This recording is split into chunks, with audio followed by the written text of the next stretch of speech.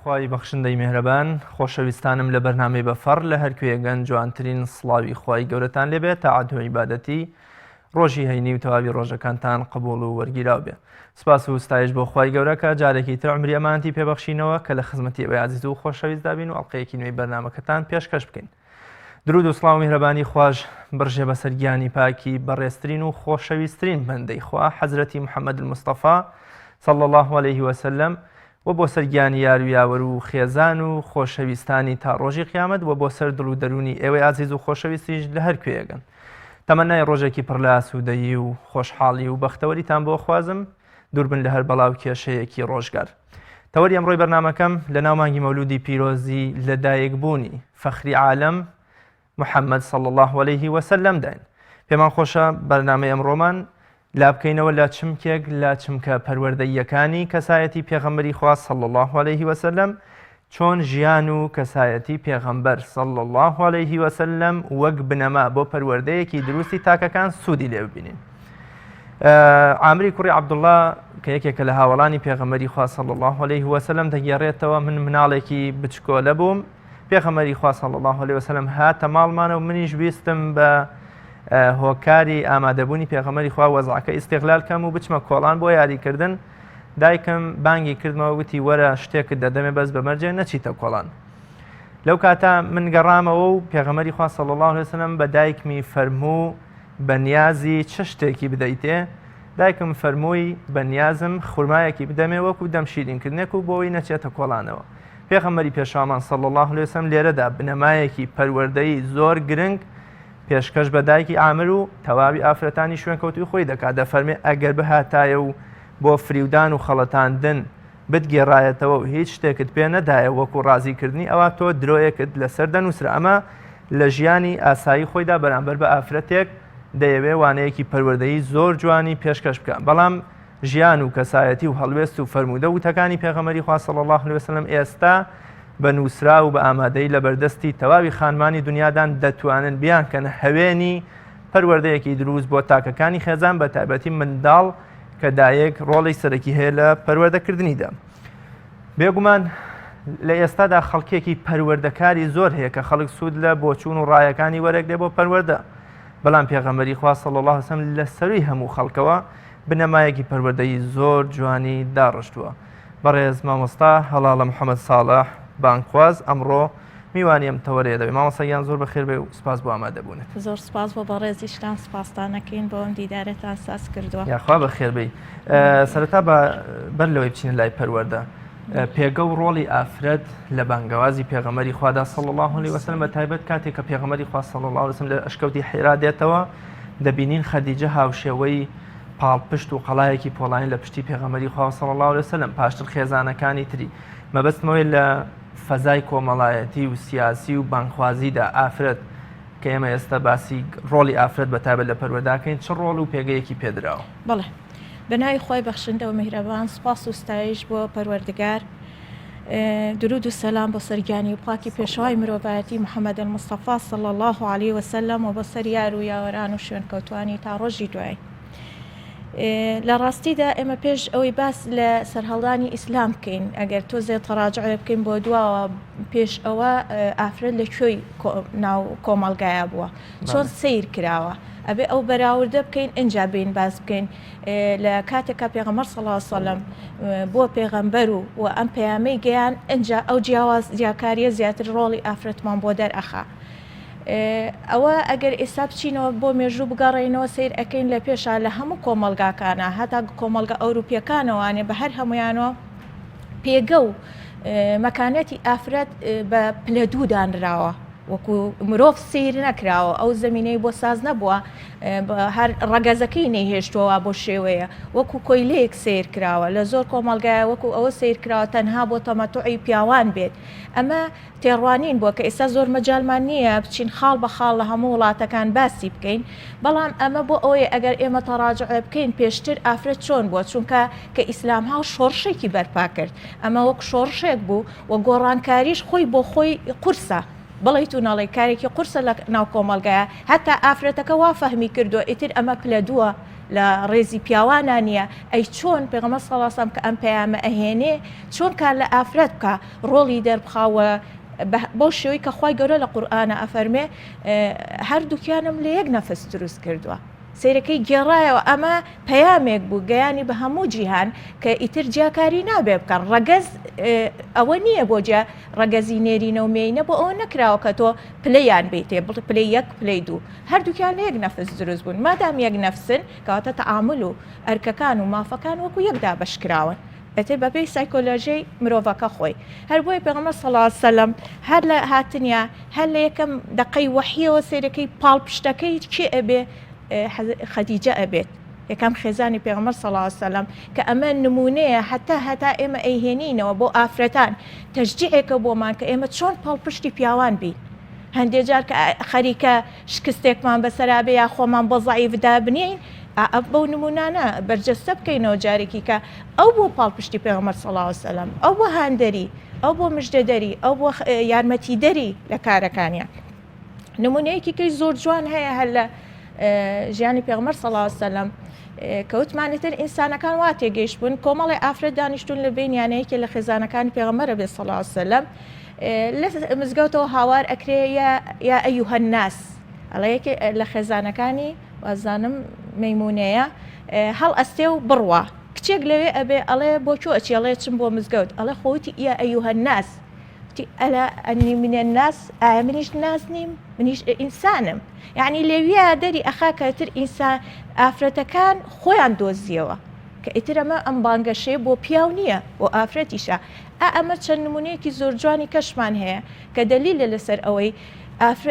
ئیسلام هات و شۆڕشێکی هەڵگیرسان بۆ ئافرەتان کە ڕۆڵ و پێگەی خۆیان ببینەوە وەشان بەشانی پیاوان کار بکەن و خزمەتکەن لەم بانگەوازە و ڕۆڵیان هەبێت لە پەروەردەکردنی تاکەکانە زۆر باشە دەست خۆش بێ ئەم نمونانە پێمان دەڵێن کە ئاینی پیرۆزی ئیسلام لە سەرەتاوە خۆی کردە قوتابخانەیە بۆ پێگەیاندنی ئافرەت بۆی ئافرەتیش سەرنجام بێتەوە بە قوتابخانە بۆ پێگەیاندن و ئاراستەکەنی تاکەن با بپرسم گرنگی پەروەردە چیە و بۆچی پێویستە ئێمە پەروەردە بکەینە بناغە بۆ ژیانێکی تەندروست لە کاتێکا نێو قەوسێکە پێغەمبەر صلی الله علیه و سلم ئەیتوانی لە ڕێی جیهاد و غەزاکانیەوە بە بێگەڕانەوە بۆ پەروەردە هەیمەنە بکا بەسەر تەواوی جیهانە چونکە خوای گەورەی لە پشت بووە بەسەر ڕۆم و وەکوڵێ فارسی ئەو سەردەما سەرکەوتووە بەڵام دەبینی پێغەمبەری خوا صلی الله علیه و سلم ئەوەندەی گرنگی بە پەروەردە داوە 13 ساڵی تەمەنی خۆی لە مەکەدا هەر خەریکی پەروەردەکردن و بنیادنان و دروستکردنی تاکەکان بووە لە ئەبوبەکر و عومەر و تەلحە و بیلال و زەنیرە و ئەمانە کەواتە گرنگی پەروەردە بۆچی و بۆچی پێویستە ئێمە پەروەردە بکەینە هەوێنی ژیانمە بەڵێ بەر لەوەی باز لە گرنگی پەروەردە بکەین ئەبێ لە وشەی پەروەردە تێبگەین پێم وابێ پەروەردە چی لە خۆی ئەگرێن پەروەردە ئایا هەر یەکەمان ئێستا پرسیارێ بکەی لە هەر کەسێک ئەڵی پەروەردە هەر یەکەی بە شێوەیەک پێناسەیەکێکە بەڵام ئێمە ئەتوانین بڵین پەروەردەیەکی شامل و جامعکە هەموو واتاکان لە خۆی بگرێ ئەوەیە پەروەردە بەمانای لە زمانەوانیە بەرامبەرەکەی ئەتەربیەیە ئەتەربیە سێ بنەڕەتی داڕشتۆ لە ناو خۆیە سێ پێگەی بنەڕەتی لە ناو ئەم کەلیمەی تەربیە هەیە یەکەمیان بەمانای نەما یانمویە نەماواتە گەشەئەکە و پێئەگا واتایەکی کەی بەمانای نەشەئەوە تەڕعڕعایە واتە لە دوای ئەوەی کە هین باڵا ئەبێ هاچۆن ئەڵێ مناڵێ پێ ئەگرێ ئەکەوێتە سەر پێ وردۆدا نەشونماەکە سێهەم خاڵیان کە زۆرتر ئەم چەمکی پەروەردەیە لەو مانایە لە خۆی ئەگرێت چکە ئەمە هەر ئەوەیە گۆشکردنی ئافرەتێکە یەکەم دقە تەمان پرۆسەی پەروەردە لەو کاتەوە دەست پێەکە هەر کە پرۆسەی بوون هاو ئێمە خەمی پەروەردەمانە هەر بەبوونی مناڵێک لە دایکبوونی پرۆسەیەک دەست پێەکە کە پێڵین پرۆسەی یەکەمی ژیان لە ژیانی مرۆڤایەتیە کە پەروەردەیە هەر لە یەکەم دقەوە ئەو دایکە سێرەکەی و مناڵە ساوایە پەروەردەکە بە پێی پێویستیاتی حاجاتی ئەو مناڵە پەروەردەیەکە ئێستا ناتوانێت دانیشتێ فێریەوەی بکە بەها باڵاکان چێ و چی نییە پەروەردەیەکە چۆن بە شێوەیەکی تەندروست ئەم مناڵە گەشە پێ بکە و بۆی ببێتە تاکێکی باش تاکێکی ساڵح لەم ڕوانگەیەوە خاڵی سێمی پەروەردە ئەو چەمکەی کە لە خۆیە گرێ بریتە لە چاکەکردنی خۆت و ئیش لەسەر خۆکردن بۆ گۆڕانکاری و هەتا کەلیمەیەکی ساسەشی تێ ئەکەوێت کە وەکو سیاسەت ئەگرێتەوە کە مەبەستی لەوەیە ئینسان چۆن کاروبارەکانی بە ئاقلان و ژیرانە بەڕێوەبەری ئەو کەلیمەی سیاسی کە ئێستا لەناو هەموو کۆمەلگا بڵاوبووەوە زۆر کە زەڵێ ڕقم لێ سیاسەتە بڵێت و نەڵێ هەموو تاکێ پێویستی بە سیاسەتە چکە چەمکێکە لە ناو پەروەردەیە بڵێت و نەڵێ لە ناو پەروەردەی هەموو تاکێکە اینجا ئەم سیاسەتە بە سلبێکە و ئیجابێکەمان هەیە ئێمە ناچینە سەرەوە کەواتە کە پەروەردە ئەم سێ بنەمایی لە خۆی گرت ئەبێ لە تێبگەین کە ئەمە گرنگیکی زۆری هەیە بۆ مرۆڤایەتی ناتوانین لی دەستبەرداری بکەین بڵێن پێویستمانە ئالێرەوە ئەتوانین لە پێناسەکەی و بگەڕێنەوە سەر چی سەر ئەوەی گرنگی پەروەردە چییە ئەی باش ئەگەر پەروەردە ئەم هەموو ڕۆڵەی بینی هەر لە لەلادایک بوونەوە هەتا گەش ئەکا و نما ئەکا و پێ ئەگا و بیرەکە گۆڕانکاری چۆن بکەم بیرەکە چۆن کارەکانم بەڕێوە بەرم کەواتە پەروەردە ڕۆڵێکی زۆر گرنگی هەیە لە ژیانی مرۆڤایەتیدا هەر بۆیە لە ئیسلامیشە گرنگێکی تایبەتی پێدراوە لە ڕوانگەی ئیسلامیشەوە بنەمای تایبەتی خۆی بۆ دانراوە زۆر باشە کە ئیسلام گرنگیەکی ئەوەندە زۆر بە پەروەردە دەدات و پەروەردە دەکاتە هۆکاری سەرەکی بۆ گەشەکردن و بنیادنانی تاکەکان کەواتە کامانن ئەو بنەما پەروەردایانەی کە ئیسلام کاری لەسەرکردن بێگومان وەکو جەنابەت فەرمووی لەوەچێ هەر ئایدۆلۆژیا و بیر و باوەڕ و تەنانەت خێزانێک پەروەردە بە جۆرێک تێگەشتویان بۆ نار حیزبێک بە جۆرێ لە جۆرەکان تاکەکانی پەروەردەیەەکە ئاینی پیرۆزی ئیسلام وەکوی کە ئێمە شانازی پێوەکەین کامانن ئەو بنەما پەروەردەیانەی کە کاریان لەسەر دەکات و پێی وایە باشترین بنەمان بۆ پەروەردەیەکی دروست بەڵێ ئەو بنەما ئەساسیانەیە بڵێن ئەو بنەما پەروەردەیانەی کە لە ڕوانگەی ئیسلامەوە ئێمە ئەتوانین لە دینی ئیسلامەوە بەدەستی بێنین بۆی پەروەردەیەکی جوان یا پەروەردەیەکی ئیجابی ئەتوانین ئێستا کەلیمەی ئیجابی بەکاربێنین یعنی ئەرێنی پەروەردەیەکی ئەرێنی بکەین پێشەوە بنەماواتە خۆی لە خۆیواتە ئەساس بنەمای هەموو شتێ بنەمای خانوویەکەتە ئەساسەکەت باش بوو خانۆکەت پتە و دروست دەبێ ئەی باشە بنەمای پەروەردە چییە ئێمەی موسڵمانان یەکسەر ئەگەڕێنەوە بۆ دینەکەمان بۆ قورئان و سونەتەکەمان بۆ ئەوەی لە ڕوانگەی ئەو بنەماکان وەرگرین ئەتوانین بڵین بنەمای پەروەردە لە دینی ئیسلامە لە 5 خاڵا خۆیە بینێتەوە یەکەمیان لەسەر ئیمانە باوەڕ باز لە ئیمان ئەکا باوەڕ تۆ مناڵێک تاکێک شەر نییە مناڵێک لە زمانی پێغەمبەر صلی الله علیه وسلم کە دینی ئیسلام هاتووەحی بۆ هاتە خوارەوە سەحابەکان هەمویان لەسەر و باڵغی شەوە بوون تەمەەن 40 ساڵی تیا بوو 35 ساڵ ینی لاوی کەم تیا بوو هەتا لای کەم تیا بوو باسی مناڵی شەرمەکە ئەی باشە ئەگەر ئەم پەروەردەی پێغەمبەر صلی الله علیه وسلم لەسەر ئەم تاکە ئێمەڵین لە مناڵیەوە خەریکی پەروەردەین باشە ئەمە ئەوێ پەروەردەیەکی دروستی بکات تا ئێستا پەروەردەکەی ناتەن دروست بووە دینی ئیسلام نەبووە هاتووە ڕاستی کردوتە پێغەمبەر صلی الله علیه وسلم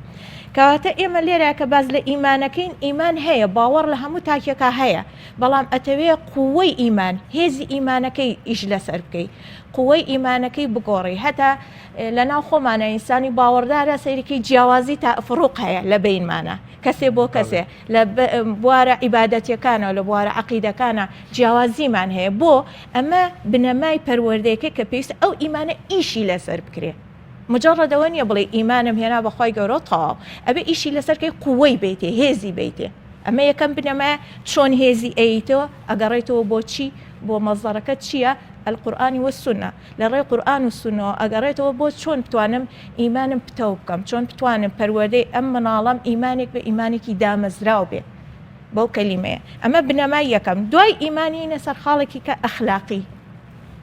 ئەخلاقی بەها باڵەکانە ئەو بەها ئەنێ ڕۆژانە ئێمە عادەتمان پێوە گرتووە بڵێیت و نەڵێ هەموو ئینسانێ ئەگەر بە کەسیش پێی نەڵێ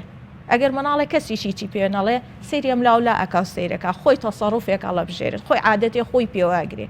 ئەگەر لە خێزانێکا بێ سێرەکەی تەبعی و خێزانەوەرەگرێ خێزانێکە بۆ نمونەیەکی لە ئەخلاقیات و ئەو عادانتانەی تیامانە بڵاوە خێزانێکە زۆر حەزیان لە قسەیە بۆ نمونە سێرەکەی مناڵەکەشی هەمان بەهای وەرگرتووە ئۆتۆماتیکی وەریەکجە چکە لەناو ئەو ژینگەیە پێگەیشتووە خێزانەکە کەم دووە مناڵەکەشی بە هەمان شێوە ڕنگانەوەی تیا ئەبێت زۆر جارێ ماڵین ڕێک ئەڵی سەریاتۆ لە باوکی یا لە دایکی ئەو عادەتە خۆی پێوە ئەگرێت لەناو ئەو ژینگەیە پەروەردە ئەبێ پەروەردەکەی بۆ شێوەیە بۆیە ئەڵێ ئەخلاقیاتێکی لە عاداتی ڕۆژانەمان ئەبێ وازی لێ نەهێنین ئەبێ بیجێڕینەوە بۆ پەروەردەیەک لەسەر بنەمایی هەبێ بە بنەما ئێمە پەروەردەکەی نەڵێن وەڵام مناڵم خۆی وا دەرچوو ئەم مناڵەشم سەیرەکەی مەسەلا ئەم مناڵم زۆر ئازا دەرچوو کەچی ئەمیش تەمەڵ و تەپۆ کەوتووە ئەمە ئیشکردنی ئێمەی ئەوێ لەسەری ئەمە خۆی ئەگەر ئەم بەهایتیایە ئەوی کەتیانە بێ ئیشی زۆرتر لەسەر ئەمەیان بکەیت بۆ هیچ بگاتە هیچ نەبێ بگاتە نیوەی ئەو ئەمە ئەخلاقیات دووهەمیان سێهەمیان ئەفۆ ئیجتماعی ڕۆ ئیجتماعیەکەی ئیجتماعی چییە مەبەستمان لە تێکەڵبوونمان لە ناو کۆمەڵگایە لە ناو مجتەمەعە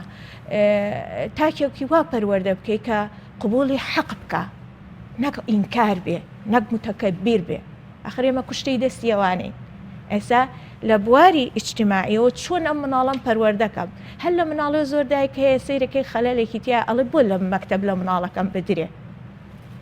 لیان بە وا بکە ها سەیرێکی ئەم تەشجیعی دایکە مناڵێکی شەڕەنگێزەکەیتە ناو کۆمەلگاکەتەوە بەڵام تۆ بڵێ وەرە تۆ وا پەروەردەیکە ئەبێ قبوڵی حەقکەی ئەگەر تۆ خەتای تۆ بوو احتراف کە غەڵەتم کردووە با عقوبە بدرێ با لێت بدرێ ئەمە ڕۆ ئیجتماعیەکەیەتی ئابۆ شێوەیەکە لەسەر بوارە پەروەردەیەکەمانەکەین لە ڕۆی ئیجتماعیەوە بتوانێ قبوڵی حەقکە کەسێکی متەکەبیر نەبێ کەسێکی ئینکار نەبێ کەسێ نەبێ پشتکا لە حەق خاڵی چوارەممان بواری نەفسیە کە ئەمە هەموو تاکی زۆر زۆرمان پێویستە گەورە بۆ بچووک لە مناڵی و ئیشی لەسەرەکەی نفسی ئینسان دایم حەزی لە هەوا و هەوەسە دایم ڕغبەتی بەلای شتە خۆشەکانایە ئێتر بیر ناکاتەوە خراپە باشە مهم ئەوەی خۆشە لەبەرەوە ئەم نەفسەت ئەبێ تەربیە بکەی پەروەردە بکەی بەچی بە مجاهدەکردن ئیش لەسەرکردن محاسەبەکردن کلمەیەکی زۆر جوانی حەزرەتی عومەرمان هەیە خوای لێ ڕازی بێ کە ئەفەرمێ محاسەبەی خۆت بکە پێش ئەوەی بکەوێتە بەردەمی محاسەبەی ئیلاهی کەواتە پێویستمان بەوەیە ئێمە زۆر جارەڵین بەرنامەدا ئەنین بۆ مناڵمان یا کەسێکە مامۆستایەکە بۆ قوتابیەکانی ئەڵێ هەموو جارێ جەدۆلێکت هەبێ شەوق پێش ئەوەی بخەوی ئادەی ئەمڕۆ چیم کردووە کارە چاکەکانم چیم کردووە خراپەکانم بۆ ئەوەی جدۆلێکت هەبێ ئەمە پێڵی محاسەبەی نەفس بەس تۆ بە شێوەیەکی جوان بە شێوەیەکی جا ئەم محاسەبەی نەفسکردنە و ئەمانە کە ئەو کەسەی پەروەرشیارە ئەبێ زۆر وریا بێت چۆن بەرامبەرەکەی والی ئەکا خۆی محاسەبەی خۆی بکە نەک لە ترسی مامۆستاکەی بزانێ خۆی ئەمەی پێویستە بۆ ئەوەی کەسێکی تاکێکی باش و ئەرێنی بێ خاڵی ئەخیر پێنجەم لە بنەما پەروەردەیەکان کە لە دینی ئیسلامە هاتووە بواری فکریە فکری زۆر گرنگکە کە ئەبێ هەر کەس تاکێک تۆ بتەوێ ئیشی لەسەرکەی بواری پەروەردەی سەلامەت الفکر بیرکردنەوەیەکی سەلیمی هەبێ ئەخر بیرکردنەوەکانی شەمانە ناتەندروست ناسەلیمە کەواتە ئەم پێنج بنەمایە ئەتوانین بڵین بۆ ئەوەی پەروەردەیەکی دروست پەروەردەی بکەین لەسەر ئەم پێنج ڕەکیزەیە ئەم بنەمایە کە لە دینی ئیسلامە هەیە و مەرجعەکەشی ئەمە ئێمە مڵاخەسە شتێکی کەم باز ئەەکەین بەڵام بمانوێ بە تەفاسیل تاکێک پەروەردە بکەین ئەبێ بگەڕێنەوە بۆ قورئان و سونە لەوێ دەستمانەکەوێت لە بواری ئیمانیە چۆن ئیش لەسەرم تاکە بکەم لە بواری ئیجتیماعیە چۆن ئیشی لەسەر بکەم خەلەلەکان لەکوێیان لە بواری فکریە بە هەمان شێوە هەر پێنج بوارەکە هەر پێنج بنەماکە و نابێ بە نەبوونی یەکێکیان خەلەلە لە پەروەردەیە بە نەبوونی یەکێکیان نەبێ بڵێ هەر ئیمانێکە بگرم بەسیەتی دیندار بێ و نوێشکەر بێ و ڕۆژ و گر بێ و لە مزگەوتا بێ نە ئەبێ هەر پێنجی بەیەکەوە ئینجا کەسێکی متەکامل بۆ لە بواری پەروەردەیە دەست ئەەکەوێت زۆر باشە لە باسی پەروەردەیە ئاماژەت بەوە کرد بە لە وەڵامەکەی جەناب تۆ پرسیارێک دروست بکەم کە دایکێک دەڵێ بۆ ئەم مناڵەم زۆر ئازا و چست و چالاک و زیرەک دەرچۆ بەڵام ئەمەیان زۆر تەپۆ و نازانم گەمژە و گەلحۆیە بەڵام جەنابەت بگێڕاتەوە بۆ ئەوەی کە ئایا پەروەردەی دروست و پەروەردەی ئیجابی دەتوانێت ئەم دوو مناڵەمان وەکو یەک بۆ زۆر جابوونە لە نێو دایک و باوکە دەڵێ ئەمە لە خاڵیە چێ بۆیە لەوە چێ نەزان بێت تەمەڵ بێ گەلحۆ بێ ئەمە لە مامیە چێ بۆیە ئاوایە جۆر لە جۆرەکان وەکو جەدەلێکی نێوان ژن و مێردیشی لێدێ ئایا ئەگەر قەراریش بێ ئەم منداڵە جینات و وەکۆڵی کرۆمۆسۆمی چوو بێتەوە سەر خاڵ و مامی بەڵام ئایا بە قسەکەی جەنابێت ئەتوانین بە پەروەردەیەکی دروست وای لێ بکەین کەوا ببێتە هاوشێوەی براکەی ببێتە کەسێکی زیرۆک و چالاک بەڵێ خۆی لە بواری پەروەردەیە یعنی زۆر شت هەیە کە جەختی لەسرە کرێتەوانێ ئێمە ئەخر بۆی ئەڵین یەکەم شوێن یەکەم یعنی پێگە ژینگە بۆ پەروەردەی تاک کە مناڵوتمان لە دقەی بوونیەوانی پەروەردەکەشی دەست پێەکە دایک و باوکە ئەو ژینگەی کە تیاژی یەکەم جار نزیکترین کەس دایک و باوکەکەیە لێوەی ئەم دایک و باوکە خۆیان ئەبێ پێشەنگ بن پێش هەموو شتێ ئەو کۆمەڵە سیفاتە لە خۆیان ناهەبێ بۆ نمونە ئەگەر دایک و باوکە خوا نەخواستە وەکو ئێستا باسمان کرد من قەناعەتم وابێ من خۆم هەر لە مەکتەب فاشیل بووم و سەرکەوتوو نەبووم تێڕوانینم لە ئێستاوە بێ مناڵەکانیشم هەر ئەبێ ئەگەر نەبەیەکێکیان سەر خۆم بن وەکو جینات ئەم تێڕوانینە لە ڕۆی عیلمیەوە بکەم بۆ خۆم ئۆتۆماتیکی بێ مناڵێکم وایەتر تەواو تەسحیە بم بەوەی کە مناڵێکیشم فۆتان لەو بینە نا بەعکسەوە من ئەگەر سەرکەوتوو نەبووم لە خوێندنا بۆ نمونە لە بواری عیلمیە سەرکەوتوو نەبووم خۆم بم دیراسەیەکی خۆم کەم بزانم خەلەلەکانم لە کووا بووە هەندێک جار ئەو خەلەلانە دەرەچین هەندێک جار ینی کۆمەڵگە ئەو ژینگەی تیا ئەژی ڕێگەی پێناوی هەندێک جار داخلین ناخی خۆتە واد لێ ئەکا بۆیە کە کەسێکاتە هەتا نەگاتە ئاستی کامڵیش ناتوانێت ئەو هینە بۆ خۆی بکە و بەرنامێت چۆنەڵێ خۆی هەڵسەنگانیە بۆ خۆی بکە چکەمە هەڵسەنگانی خۆتە بێت تەقیمێ بۆ خۆ بکەیت کە من گەشتمە ئەوەی هەڵسەنگانم بۆ خۆم کرد خەلەلەکەی من لێیا بوو ئەبێ ئیش لەسەر بواری پەروەردەی ئەو مناڵە بکەم ئەیش بۆ خەلەلایان ناڕوە ئەوش بۆ خەلایان نەک لە ئێستاوە بڕیار بم هەر ئیعازی ئەو مناڵەتدا بڵێ تۆ سەر خاڵت داوە یا سەر خۆمت داوە سەرکەوتوو نەبووم وەری یەکرێتەوە ئەچێتە مێشکی و ناتوانێت سعی بکە نمونەی واقعیمان زۆر زۆرە من هەر لە ژیانی خۆمانە هەمان بووە لەناو ئایلەکەمانە بۆ نمونە سێرەکەین کچەکانمان زۆر زیرەک بوون هەر لە بنەماڵەکەمانە کچ زیرەک بووە کوڕەکە بۆ شوێنە بوو هەر لە زۆر هەتا شەشی بڕێ و سی ناوەندی بڕێ و وازی هێناوە دەستی کردو بە ئیشکردن ئەمەیان چەسپانەوە بەسەر ئایلەکەیە هەموو خانەوادە ئەڵێ کوڕمان تەمەڵ و کچمان زیرەک بۆ وەکو دروشمێکی لێ هاتۆ لە ناومانە بەس من دایم ئەڵێم گوناحە ینی ئێمە کوڕەکانمان بوو نەزەحیە لێرەیە گوناحەوا بڵین ئەبێ ئێمە ئیش لەسەرەوە بکەین ئەم کوڕانەمان ئەبێ سبینە ئێستا نەوەی نەوەکانمان خەریکە وەریەگرنەوە ئەوە واقعە ینی ئەمە هەڵەیە لە ناو خێزانەکانە نەوەکانمان مناڵەکان بچووکن ئێستا ئەچنە مەرحەلەی یەکی بناڕاتیەوە ئەم ئیعازیان ناوە بگوێ مناڵەکە خۆیڵێ هەر بە خۆشی و جانتاکەی فڕێ منیش وەکو باوکمم ئەخرەمە غەڵەتە لە بواری پەروەردە تۆ ئەم خەلەلە ئەبینی وەکو گەورەیەک هەندێشت پێویست ناکە بە مناڵی بڵێ ئەبێ هەندێشت لێ بگریتەوە ئیشی لەسەر بکەی من ئیش بکەم لە بوارە پەروەردەکە دوای ئەم دەرەنجامەکەی بزانین چی دەرئەچێ نەک لە بیدایەتەوە پێش پرۆسەکە هیچم نەکردووە یەکسەر جیاکاریەک بکەم لە بینی مناڵەکانە لە بینی ڕەگەزەکانە و بڕیارێکی عام دەربکەم یعنی ئەوە بڕیارە بەڕێی من زۆر زۆر هەڵێ و هیوادارم هەموو خێزانێ خۆی لەوە بپارێزێ چکە ئەمە کە چۆ مێشکەوە ئێتر تاوە زۆر بە ناڕەحەت لە مێشکی و مناڵە دەرەچێ یان هەر بەنمونە بۆ خۆشی بیگەڕمەوە لە ماڵی خۆمانە 5 مناڵم هەیە زۆر خۆش مناڵەکان کوڕەکەم حەزی لە مەکتەب نەبوو جا ئەیوە تەسەلسولی دانابوو یەکەم زیرەک دووەم تەمەڵ سێم زیرەک چوارەم تەمەڵ ئاوایە عازا بوو ینی مناڵی چارم یەکسەر خۆی کە بیریە کردەوە یعنی من بەر تەمەڵەکە کەوتوم ئەمە هەڵەیە ئەم تەسفیەکردنەمان زۆر هەڵەیە ئەبێ ئاگامان لێبێ ئەمە ئەگەر بۆ سوعبەتیش بێتتر کراس زوو ڕاستی کەیتەوە فریایکەی نابێ قەیناوەکو خۆشیەک لە ماڵە ئەوترێ ئاگا لێبێ نە ئەمە تۆ خۆت ئەسلمێنی کە چوارەم مناڵی بەڵام زیرەکی ئەگەر چی براکە دەم قسەی یاوە بەگوێتە ینی بە سوعبەتەوە هەندێک جار ئەوی کەم هەر کچ بوو چوارەم ئەوەی وا پێوتم سەر کاکەمە یەکسەر ناڵم سایمەکە ناڵم گوێی مێرێ مەگری ئەتە ئەمانە وا لەو مناڵە ئەکا ئەتراڵێ تاوا منیش وەکو ئەوم بەڵام تۆ لەم لاوە بوارە پەروەردەیەکە ئەبێ ئالێرا ئیشکە چۆن ئیش لەسەر ئەم مناڵات ئەەکەی جارێکی کە هەڵی سێنیتەوە چۆن وایلی ئەەکەی جیاوازی تۆ نییە لەگەڵ خوشکەکەت کە کولەیەکی بەرزی هێناوە سیر کە ئەو چی کردووە بە ڕێگەکانی ئەوا بڕۆ ئەو کەمتر خۆی ماندوو کردووە تۆ دوو ئەو نەبکە ئەگەیتە ئاستی ئەو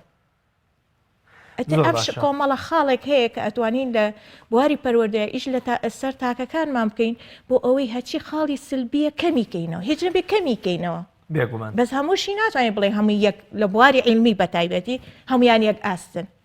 ئەوەش دەرەجاتی هەیە بەڵام نابێ وای لێ بکەین تەحتیمیکەین بخێنە خوارەوە زۆر باشە بەدەر لە ڕاستپاردە و فەرمودەکانی پێغەمبەری پێشەوامان صلی الله علیه وسلم چۆن سوود لە کەسایەتی و ئەخلاقی خۆی وەرگرین بۆ پەروەردەیەکی دروست بەتایبەت وەکوەی کە زانین پێغەمبەر صلی الله علیه وسلم بەر لەوەی کە وەحیشی بۆ دێ بە صادق الئەمین بە پارێزەری ڕاستپاردە و ئەمانەتەکان بە ڕازگۆیەکی زۆر باش خەڵکی ئەیانگر بە شاید لەلایەن دژ و نایارەکانیشەوە تانان ئەو شەوەش کە هیجرەت دەکا عەلیدانێ بۆ گێڕانەوەی ئەمانەتەکان کەمان کۆمەڵی ئەخلاقی جوان بۆ منە ئەو کچەی کە دایکی پێی دەڵێ ئاوێکی زۆر بکرە نێو شیرەکە ئیمامی عومەر لە پەنا دیوارەکان دانیشتووە خۆ لەوە لە هیچ کۆڕ و کۆبنەوەیەکی پێغەمبەری خوا بەشداری نەکردو بەڵام کاریگەری کەسایەتی پێغەمبەری خوا کچە دەڵێ خۆ ئەگەر عومەر ئاگای لێ نەبێ خوای عومەر ئاگای لێ بۆ سبەینە دەچێوازان مارەشیەکالێکێ لە کوڕەکانی خۆی ئیمانەوە کەواتەمە بەسمە چۆن ئێمە سوود لە کەسایەتی و ئەخلاق و سیرەی پێغەمبەری خوا وەربگرین صلی الله علیه وسلم لە ژیان و پەروەردەکردنی تاکەکان و یا مناڵەکانمانە. بەڵێ ئێستا جێ خۆیەتی ئێمە لەم ساتە وەختەیە کە لە پێشوازی یادی لەدایکبوونی پێغەمبەر صلی الله علیه وسلم 12 ڕەبیع ئەوەل یعنی بۆتە ڕۆشنایی دڵەکانمان هەمومان هەستی خۆشیەک یعنی لە ماڵەکانە هەمووی هەست بە خۆشیەکەکە هەست بەواکە بەرەو خۆشیەک ئەڕوا ئەم خۆشە معنەوێکەی کە ئۆتۆماتیکی مرۆڤایەتی و خۆشەویستی بۆ پێغەمبەرەکەی صلی الله علیه وسلم والیەکە ئەمە پێویست بەواکە لەم یادەیە تۆ ئیش لەسەر ئەوەکەی جارێکی کە مڕاجعەی سیرەی پێغەمبەر صلی الله علیه وسلم بکەینەوە. ئێرش کە بەڕێستان ئەم بەرنامەیەتان زیاتر تەرخان کردو بۆ بواری پەروەردەیی ئێمە ئەڵین دایکانمان ئافرەتانمان بەگشتی ئیش لەسەر ئەوەکان خۆیان زیاتر دیراسی سیرەی پێغەمبەر ژیاننامەی پێغەمبەر بکەن زیاتر ئاشنا بن هەر بۆ ئیکتیفا ناکات لە مەولودنامەیەک و گوێی لە محاضەڕەیەکە و نمونەیەکی پێغەمبەر صلی الله علیه وسلم ژیاننامەیەکی کورتی زۆر کەمی ئەتوانین بڵێ قەترەیەکە لە دەریایەکە ئەی بیستین ئەمە ئیکتیفا ناکە پێویستە دایکانمان خوشکانمان کچانمان خۆیان بچن دیراسی ژیاننامەکەی بکەن ینی لە جیهانە بە زۆری ئەو پیاوانەی کە کەسایەتێکی زۆر مەقبولیان هەبووە کەسایەتێکی ناسرااو بوون سەرکە لە هەموو حتا لە کەناڵە ڕاگەیاندنەکان ئێستا لە مێژوان نووسراونەتەوە چەند جار چوونەتە منهەجی قوتابخانەکانەوە باسی ئەو کەڵە پیاوانە ئەکرێ ئێمە لەخوا بە زیابێ خۆی گەورە پێغەمبەرێکی ئازیز کامل ئەوسافی بۆ ناردووی لە هەموو ڕۆیەکەوە دەرز و عیبەری تایبەتی خۆی لێ وەرەگرێ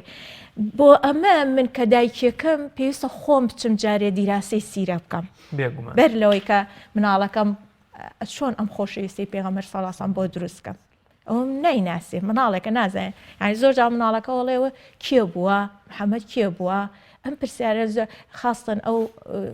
خێزانانەی کە زۆر نزیکنین لە بەرنامە ئیسلامیەکانەوە بۆ نمونە سیرەی پێغەمبەر و ئەمە دیراسە ناکەن دایک و باوکەکان مناڵەکان لە دەرەوەی ماڵەوە ئەی بیستێ ڕەفیقێکی لە مەکتەبە پێڵێ ئەمڕۆ یادی لە دایکبوونی پێغەمبەرە ئەچێت و پرسیارێک بۆ دروست دەبێت لە ماڵەوەڵێ محەممەد کێ بووە پێغەمبەر کێ بووە ئەم دایک و باوکە ئەگەر ئاستی ڕۆشنبیریان لاواز بێ لە ژیان نامی پێغەمبەرە ئەم مناڵە تاوا هیچ لەیە وەرناگرێ مەگەر لە شوێنێکی کەی کۆمەلگای بتوانێت ئەم مناڵە ئیش لەسەر خۆی بکات و دیراسی بکە بۆ یاڵین دایکان و باوکان بە دەرەجەی یەکەم دایکان ئەبێ دیراسێکی وردی سیرە ژیاننامەی پێغەمبەر بکەن وە بەرجەستەشی بکەن لە خۆیانە من هەر شتێکم بە مناڵەکەم وت بڵێم پێغەمبەر صلی الله علیه وسلم وای کرد ئەگەر لە منە نەبێت ئەو سیفەتەی پێغەمبەر صلی الله علیه وسلم ژیاننامەشم خوێن بێتەوە یعنی دەوری خۆی نابینێ مناڵەکە ئەگەر پێشم نەڵێ هەستەکان من تەطبیقی ناکەم خوا نەخواستە بەسیترین شت کە ئەڵێن دەستپاک بووە خوا نەخواستە یەک خەلەل لە دایکەکە ببینێ لەو ڕۆوە چی بۆ دروست دەبێ ڕاستگۆ بووە درۆیەک لە دایکەکە ببیستێ تێڕوانینی چی ئەبێ لەبەرەوە یەکەم شت کاری دایکان ئەوەی کە دیراسێکی وردی ژیاننامەی پێغەمبەر بکەن وە خۆیان ببنە پێشەنگ ینی پێشەنگبوونی خۆیان زۆر دەورە بینێ هەندێک جار پێویست ناکابەوتن هەر بە عەمەلی مناڵەکە دەرسی لێ وەرەگرێ خۆ پەروەردەکردن هەروتن نییە هەر قسەکردن نییە پەروەردەکردنی عەمەلی هەیە کە تەسەڕوفاتی ڕۆژانت ئەبینێ هەڵسوکەوتت ئەبینێ نووستنت ئەبینێ قسەکردنت ئەبینێ دانیشتنت ئەبینێ ئۆتۆماتیکی وەریەگرێ هەتا سەری بۆ ئەڵێ مقەلیدە ئەڵێ مناڵ مقەلیدە چۆن دانیشتی کە میوانت هات چۆن بەڕێزەوە دانیشت لای میوانە ئەو مناڵە سیر دەکاوا دانیشە خوا نەخواستە ئەگەر ڕێزت نەبێ بەرامبەر میوانەکە ئەو مناڵە بەو شێوەیە وەریەگرێ لەبەرەوە پێویستە ئێمە ژیاننامەی پێغەمبەر صلی الله علیه وسلم بکەینە مفردات چۆن لە مەکتەبەکان ئاڵی مفردات هەیە منهەج هەیە مامۆستایە بەر لەوەی خۆی کۆمەڵە عیلمیشی پێیە بەڵام منهەجێکی بۆ دانراوە ئەبێ پێ و منهەجە بڕوا کەواتە ئێمەی موسڵمانیش بەر لەوەی کە دەزەینە پەروەردە چەندە من ئاستیشم باش بێ لە بواری پەروەردە ئەبێ بگەڕێمەوە سەر مفرداتەکەم کە سیرەی پێغەمبەر صلی الله علیه وسلم لەوە وەریگرم بزانین چۆن سلوکیاتی چۆن بۆ چۆن مامەڵەی کردو لەگەڵ مناڵە چۆن مامەڵەی کردو لەگەڵ گەنجە لەگەڵ ئافرەتە یعنی بۆ پیاوان هەندێک جار خۆیان کۆمەڵی خەلەل هەست پێەکەن ئەگەر ئافرەتەکەش بۆی ڕاستەکاتەوە قەنەعەتی پێ ناکە ئەنی تر سروشتی مرۆڤ وایە قەنەعەتی پێ ناکە بەس ئەم پیاوە خۆی بگەڕێتەوە سەر ژیاننامەی پێغەمبەر صلی الله علیه و سلم هەڵسوکەوتی چۆن بۆ لەگەڵ خێزانەکانیە لەگەڵ کچەکەیە لەگەڵ دایکە ئیتر ئۆتۆماتیکی خۆی هێتەوە پەروەردەیە بەڵێ بۆ شێوازە ئۆتۆماتیکی خۆی ئەچێتە سەر ئەوە کە ئەمە وەرگێ ئێتر تەواو ئەمە بکاتە پەروەردەوە بیکاتە کاڵایەک بەبەری خۆیان کە کردیە کاڵا ئەنج ڕنگانەوەی بۆ بەرامبەرەکەی مناڵێ لە مەکتەب دێتەوە دەڵێ پێغەمبەر کێ بە دایک و باوکی محەممەد کێ ئەمانش لەبەرەوەی کە پابەندیەکی ئاینیان نییە وەڵامێکی نادەنەوە بە جۆرێ لە جۆرەکان بەڵام زۆر جار هیچ دایک و باوکێکی جگەرە خۆر نێرگەلە کێژ مەشروب خۆر نازان پیا و کۆژ ئەوانەی کە دوورن لە پابەندی ئاینیەوە پێیان خۆش نییە مناڵەکەیان لە کارە خراپەکانی خۆیانە بەشدا بن هەمیشە پێیان خۆشە مناڵێکی تەندروست دوور لە کاروکردەوە خراپەکانی خۆیان پێشکەشی کۆمەڵگە بکەن مەبەست وەیە کەسایەتی پێغەمبەر صلی الله علیه و سلم پەروەردەی پێغەمبەرانە صلی الله علیه و سلم تا چەند پێویستە بۆ ئەو خێزانەی کە بیەوێ مناڵەکەی بە ڕێگە هەڵەکە و چەوتەکانی خۆیان نێت کەسایەتی پێغەمبەر ئەبێتە هەوێنێک بۆ پەروەردەکردنی ئەو مناڵە بەڵێ یعنی ڕادەی پابەندبوونمان مەبەستە پابەندبوونمان بەم زۆر جار دایک و باوک خۆیان هیچ پابەندیەکیان نییە بەڵام دایک و باوکیشمانەیە کە هیچ پابەندیەکیان نییە بەڵام مناڵەکان ئەنێرنە مزگەوت چونکە پێی وایە ئەو مناڵی کە پەروەردەی مزگەوتە زیاتر ڕێزی دایک و باوکی ئەگرێ زیاتر ڕێزی دراوسێ ئەگرێ زیاتر پاک و خاوێنە ینی بەجۆرە لە جۆرەکان ئەخلاقیاتێکی بەرزیە ئەم دایک و باوکەش کە مناڵەکەی دێتەوە پرسیار لەبارەی ڕەچەڵک و کەسایەتی محەممەدەوە دەکات صلی الله علیه و سلم تا چەند پێویستە بۆ ئەوەی کە مناڵەکەی تەندروست بێ بە خۆشی پابەندی نەبێ ینی بەجۆی لەجەکان بەداخیشەوە کە محەممەد وەکو دێوەزمەیەکی لێکراوە لە کۆمەڵگەیەمە بە تیرۆر و پیا و کوژ و نازام چی ناسێنراوە بەڵام دایک و باوک زۆر لای ئاسایە بڕوا نازام کۆنفۆشی و سووب و زا و ئۆشۆ ئەم شتانەی پێ بڵێ لەبەری کشتی پەروەردەیان هەیە بەڵام ئەمادە نییە کەسایەتی پێغەمبەر یا بنەما پەروەردەیەکانی پێغەمبەری پێ ئاشنا بکەن بەڵێ خۆی جێ باسە کە لێرە ئێمە باز لەوە بکەین کۆمەڵگەی خۆمان کۆمەڵگەی کوردەواری بڵێ توونەڵی کۆمەڵگەیەکی مسلمانە ئەوەی کە ئێستاش لە ڕواڵەتە مەسەلەن ئەگەر ئایلەیە کەم نوێژ بێت بۆ نمونە لە عیبادات تا سیرەکەی لایەنە ئیمانیەکەی هەرچۆنی دینەکەی دینی ئیسلام ئەمە خانەیەک مەرحەلەیەکمان بڕیوە پاشانێنێ سەر ئەوەی کە ئەم دایک و باوکە لەوانێ زۆر جان من ئەمەم بیستووە ئافرەت گەشتوتە تەمەنێ توێتی خۆزگە منیش باوکم زوو نردمایەتە بەر قورئان و دەرزی قورئان و بۆی منیش یا هەتا کە باسی باڵاپۆشیمان کردووە هەر لەم ڕۆژانەیە من کەسێکی پێگەیشتوو تی خۆم دەمێکە حەزم پێیەتی بە زۆر قورسەلام خۆزگە منیش کە ئاوا هەر یەکەمان باسی ژیانی خۆمانە کرد ئەو لەو کاتەوە لەو ئایلەیە بۆ وا باوکم دەستی کردوم وا براکەم دەستی گرتوم وا چوومەتە مزگەوت و قورئانم خوێنەوە خۆزگە منیش ئاشنا بوومایە لەو کاتەوە ئێستا ئاوا قورس نابوو لەسرم بۆیە ئەڵێن ئەم خۆزگانە لەناو هەموو خێزانەکانە هەیە سوپاس بۆخوا ئەمە جێ شانازیە بۆ گەلی کورد لەگەڵ ئەوەشا کە ئەبینی هەندێک جار بینیشمانە باوک ئەهلی مزگەوت هەرنا بۆ خۆی مناڵەکەی بە سیارە هێناوتە بەردەمی ماڵێک تخوا مناڵەکان فێری قورئانکە ئەم نمونەشمان زۆرە ناوی لەسەر هەڵەکەی خۆی بڕوا لەبەر ئەوە ئێمە ئەڵێن ئەمە بەشی دایک و باوک لێرەیە ئەنجا بەشی کۆمەڵگەیەتە پێشەوە ئێمە وەکو تاکێک لەم کۆمەڵگایە ئەگەر ئەمەوێ ئەو چاکیە بۆ پەروەردەی مناڵی خۆم تەندروست بێ و باش بێ ئەبێ خەمی دراوسێکەشم بێت لە دوای خۆم دراوسێکەم مناڵەکان ئەبینم بۆ شێوەیە نیە خۆی ناتوانێت هەیە ڕوانگەی عیلمەوە ئەو نێ پێ نییە هەیە نوێژیژەکە بەس نازانێ نوێژەکەی چۆن پەروەردەی مناڵی بکات چۆن نوێژ بکە مەسەلەن زۆر جار هەبووە بەعکسەوە باوکەکەی یا دایکەکە وا مناڵەکەی پەروەردە کرد ئەبێ نوێژکەی ئەسڵ ڕقی لە نوێژ بووەتەوە شێوازەکەی نیزانێت چۆن بیگەێنێ ئەمانە ئەم هەموو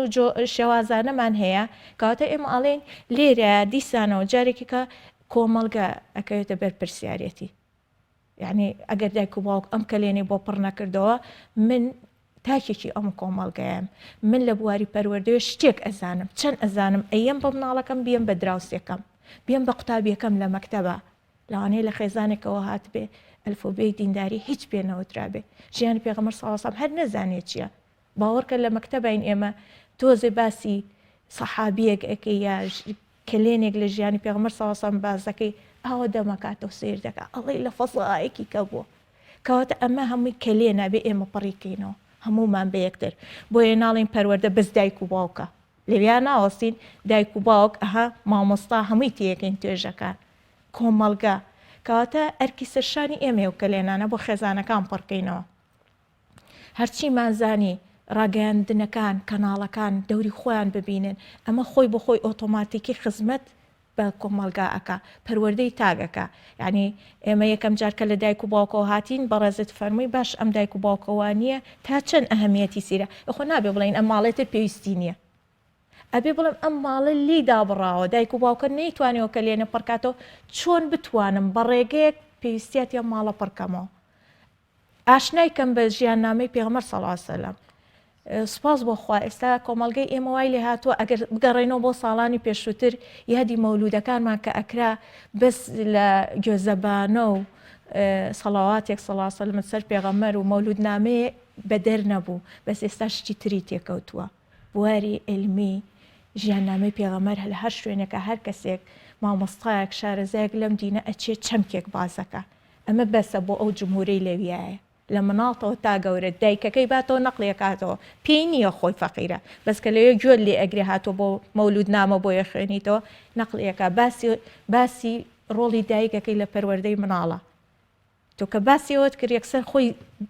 بیری خۆی ئەهێنێتەوە کە من نەمتوانیەوە لێیا پەروەردەی مناڵەکەم ڕائەکە لە ماڵۆ ئیشی لەسەرەکە ئەو نەی بیستوێتیەوە ئەمە ئێمە ئەڵێن یادی مەولود کە ئەەکەینەوە خۆ ئەمە هەر مناسبەیەک نییە و نقڵ گێڕان و گوێزەبانەیەک و شیرینی خواردنێ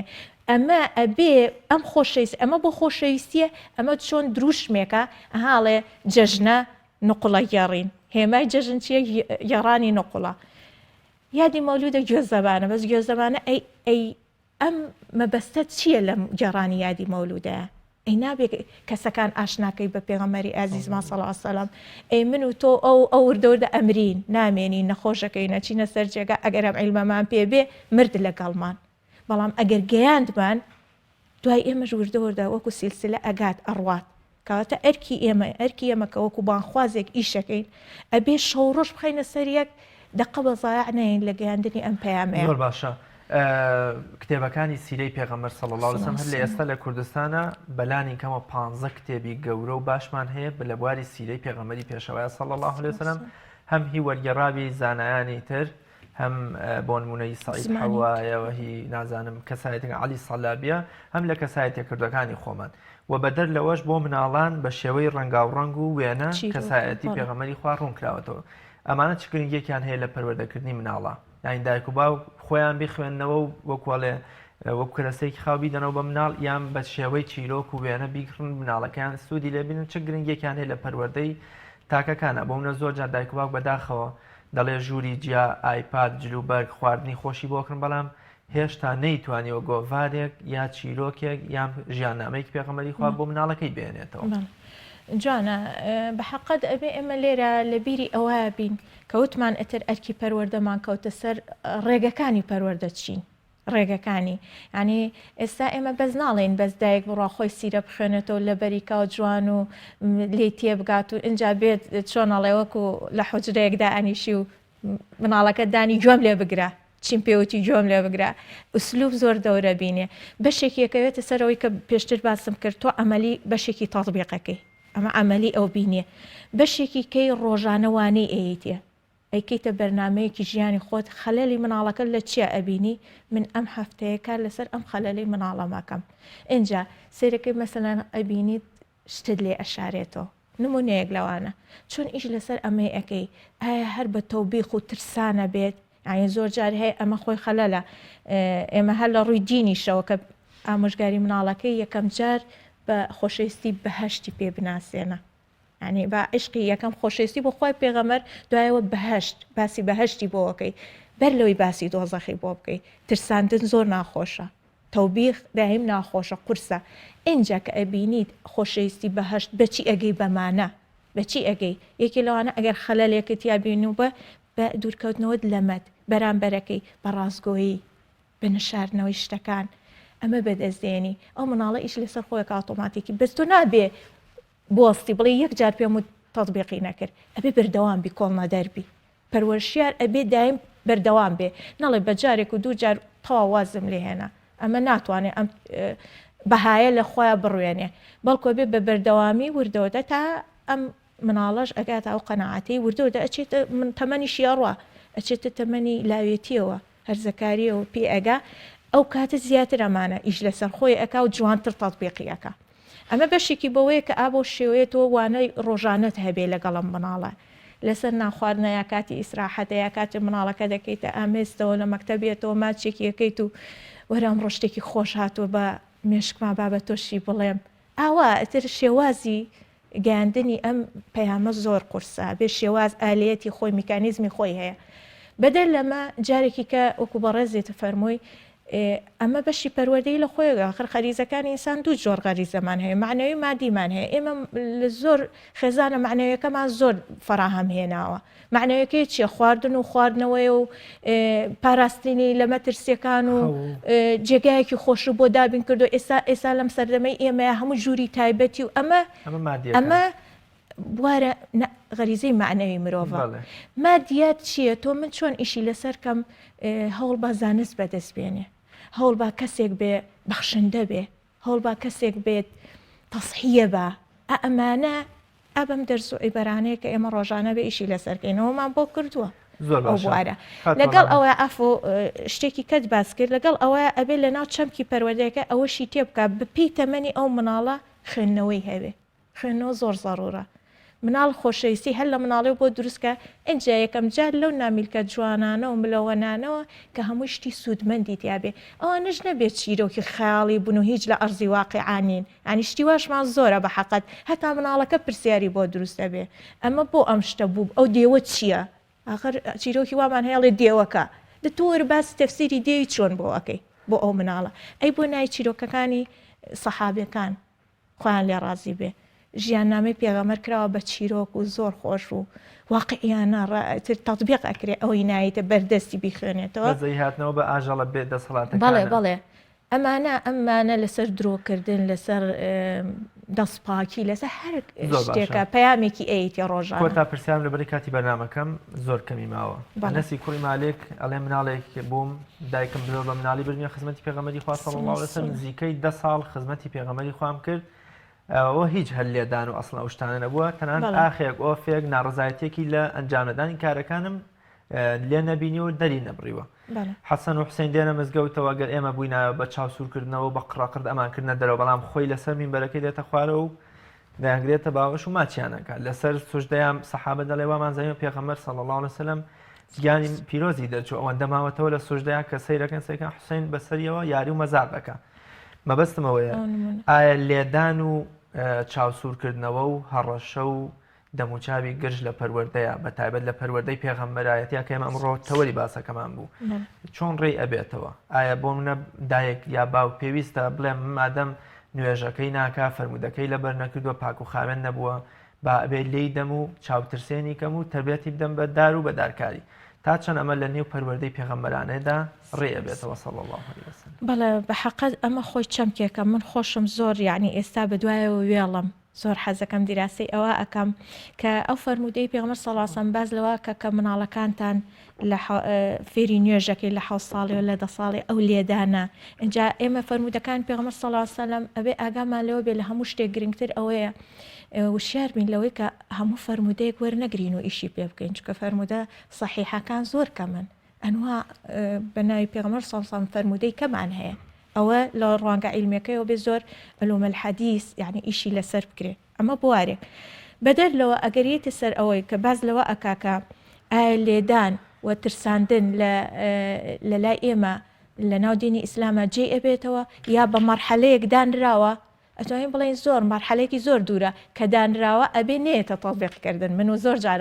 ئەڵێم تۆ ئەم هەموو ڕێگایە بەکارەهێنی ناگەیتەوە مەرحەلەیە ئەین بۆ یەکسەر زۆر جار یەکسەر ئەڵێ ئەیخر چاک فێرت نەکردووە لە 7 ساڵیە بۆیە هیتە سەر لێیانەکە ئەی منەڵێ خەلەل لە خۆمانە ئێهمالم کردو بوو بە 10 ساڵ داماوە هەر فێری نوێژ نەبوو هەر خۆی پێوە نەگر هەستێ تۆ لە مناڵیەوە گۆشتیکە و هەڵیستێنە لە 10 ساڵی هەر ئایلێک ئەوەی کردبێت لە 10 ساڵیە ئەو بەدایکی تۆ با نوێژەکەمان بکەین یعنی ئەمە خۆی ئەو ڕێگایانەیە کە ئەتوانم بڵێم ترسان و هەڕەشەکردن ئێمەم پلەبەندیەکەمان غەڵەت کردو یەکسەر ئەچینە سەر ئەوە زۆر زۆر سپاس بۆ بەڕێز خاتوەڵاڵە محەممەد سپاس بکە میوانی ئەمڕۆی بەنامەی بەفەڕبووی سپاس دەکەم شانینی و سەرکەوتوو بن بەڵێ ئازان خۆشەویستان بەم شێوەیە هاتمە کۆتایی ئەڵقەی ئەمڕۆی بەنامەی فەر تا بەیگەشتنەوەی تر لە پەنای خوادا بن خواتان لەگەڵ